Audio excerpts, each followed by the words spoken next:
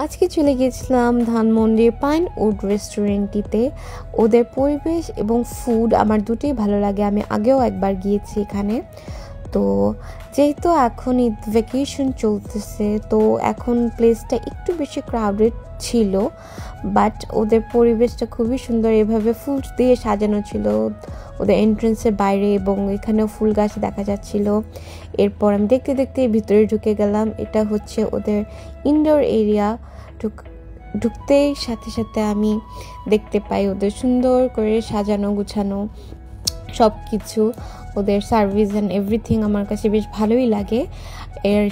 আমি যেখানে দাঁড়িয়েছি এর সামনেই আর কি ওদের আউটডোর এরিয়াটা ছিল। এই যে আউটডোর এরিয়াটা দেখা যাচ্ছে। তো আমিও বেরোয় যাই, ভাবলাম যে এই ফটোজেনিক প্লেসটাতে কিছু পিকচার্স ক্লিক করা লাগবেই। তো পিকচার্স ক্লিক করার পর আমি একটু এক্সপ্লোর করছিলাম। আমার ফ্রেন্ডসদের সাথে আর কি যাওয়া হয়েছিল। তো এই প্লেসটা খুবই সুন্দর, বাট এত গরম ছিল দেখে ভিতরে বসা হয় না। এটা ওদের ডেজার্ট এরিয়া। দেন এটা তো বললামই আউটডোর প্লেসটা, এবং ডেজার্টে আর অনেক কিছু আইটেমস ছিল। দেন আমরা এইসব ফুডগুলো আর কি অর্ডার করেছিলাম। তো ফুডগুলো কোয়ালিটি আসলে সবগুলোই ভালো ছিল। তো ফুড কোয়ালিটি খুবই ভালো, আমার ওদের কোনো ফুড খুব একটা খারাপ লাগেনি। তো এটা হোয়াইট সস পাস্তা ছিল, ক্রিমি হোয়াইট সস পাস্তা। এটা একটা প্ল্যাটার ছিল।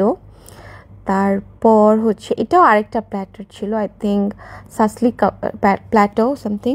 এটা আমি নিয়েছিলাম স্পেগেটি। তারপর এটা আরেকটা প্ল্যাটার ছিল, এটাও খুবই মজার ছিল। আর লাস্টলি এটা হচ্ছে লাজানিয়া, যেটা ট্রেস্ট আমি এখনই বলবো। আমি ফার্স্টেই লাজানিয়াটা ট্রাই করি, যেটা আমার ফ্রেন্ড নিয়েছিল। তো এটা আমি আগে ট্রাই করেছি, বাট ওদেরটা কখনো ট্রাই করা হয়নি। লাজানিয়া আসলে এখানে খুবই খুবই মজা ছিল, মানে বলার মতো না। ট্রাই করে দেখবেন। এটা আমার স্পেগেটিটাও ভালোই ছিল, একটু বেশি ট্যাঙ্গি ফ্লেভার মনে হয়েছে আমার কাছে, but still it was nice.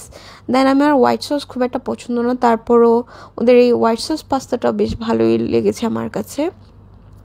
তারপর আমি ট্রাই করি এই প্ল্যাটারটা। এই চিকেনটার ভিতরে এরকম আর কি চিজ দেওয়া থাকে, এত মজা এটা খেতে। আমি আগেও এটা খেয়েছিলাম, খুবই ভালো। আমার একটা ফ্রেন্ড এটা অর্ডার করেছিল, তো আমার তো বেশ ভালো লেগেছে এটা খেয়ে।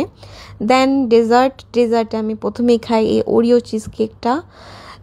খাওয়ার টাইমে আর কি রিভিউ দেবো, আসলে আমার কী কারণে জানি হেসে দিয়েছিলাম মনে নেই, বাট ভালো ছিল। এটা আরেকটা চিজ কেক, বিস্কস চিজ কেক।